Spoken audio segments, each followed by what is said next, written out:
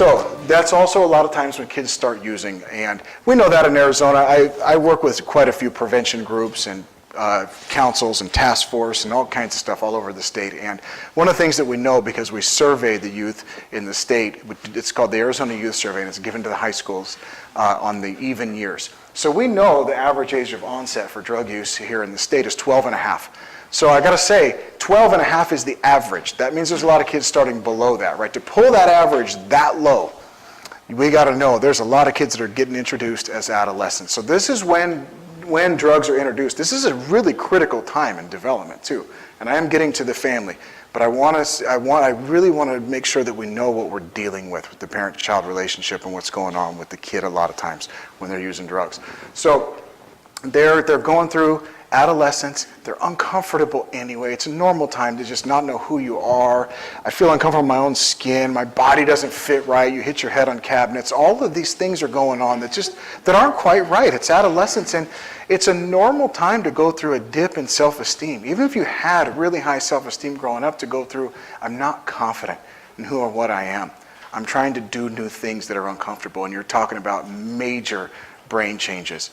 Right, and you're talking about, and that are going to go on until you're in your mid-20s.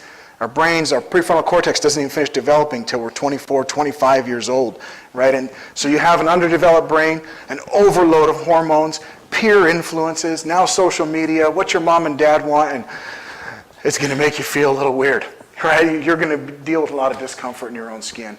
And then we get this normalization of drug use that's happening in society now. We get this age 12 and a half average onset. There's a complete and utter normalization of drug use. And we have it, it's been with alcohol for many, many years, right? You drink beer at a football game. It's legal. And I don't come out to take a stand against alcohol or say people shouldn't drink it, but we need to know that in America, it's part of our society. It's seen as normal adult behavior. This is one of the things that kids value the most, is adult behavior. The coolest kid on the playground is usually the kid with the most adult experience, right? The kid who can go, you know what, I was the first one to have sex, to do drugs, to, score a goal. Whatever it is that has value amongst their peer group, this carries tremendous value as far as what it is that gives them some street cred with their peers. So, and then you have the approach of the drinking alcohol, an adult experience, and now more than ever, marijuana.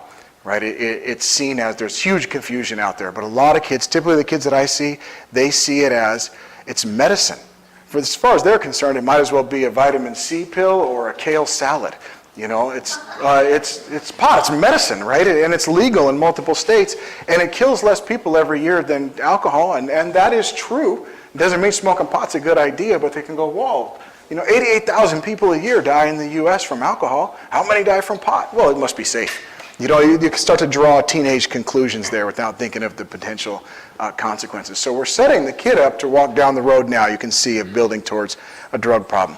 What do? They find drugs, they use them for the first time. What most kids find out is that most of the drug prevention that they had most of their life that said, don't do drugs, really bad stuff's going to happen, was a total and complete. They see it as a lie a lot of times, that's how I saw it, but at least a falsehood in that you go out, you use. You don't go jump out a window. You feel really good. What happened to me when I first used is the typical story. I got high and I felt like, whoo.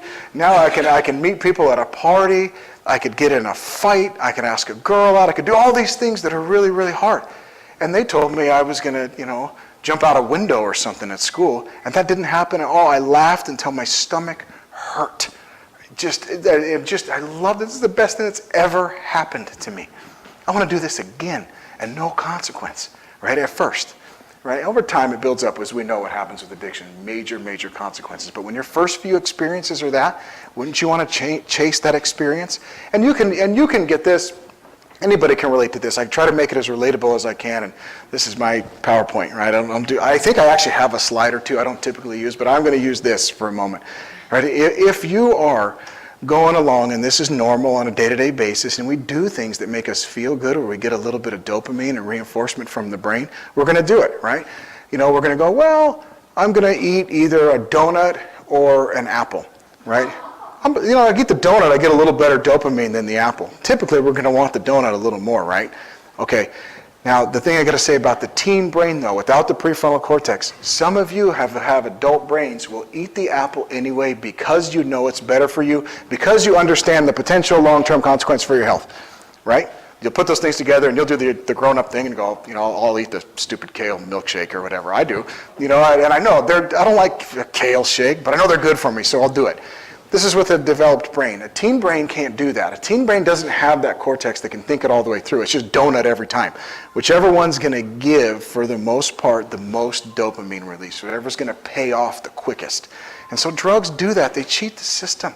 They give you dopamine. If this is your normal and things that make you feel good about yourself, scoring a goal, getting an A on a test, are reinforced by your brain, you did a good job, that's awesome. Smoke pot, do some heroin. It cheats the system. It blows it out for them. And they go, oh, that felt really good, and there's not really any work involved at all. I really liked that. I didn't have to do anything. I just study a lot for a math test, right? But I don't have to do anything to get that. I just, take a bong rip. I felt way better. And that was neat, right? So that's what they start to see. That's how you start to build the inroads to an addiction. And as many addicts as I've talked to over many, many years, I've never met one that went, you know what, when I was 12, 13, when I first started trying this stuff, I knew when I grow up, I'm going to become a drug addict. I'm going to get arrested. I'm going to get a DUI. I'm going to totally mess up my relationship with my parents. This is what I aspire to. Not even close. Almost every addict I've worked with in 23 years, it has been a lot at this point, will tell you the same story. I was having fun. I loved my parents. I came from a good family. I had no idea this was coming or what the potential consequence was of these decisions when this happened.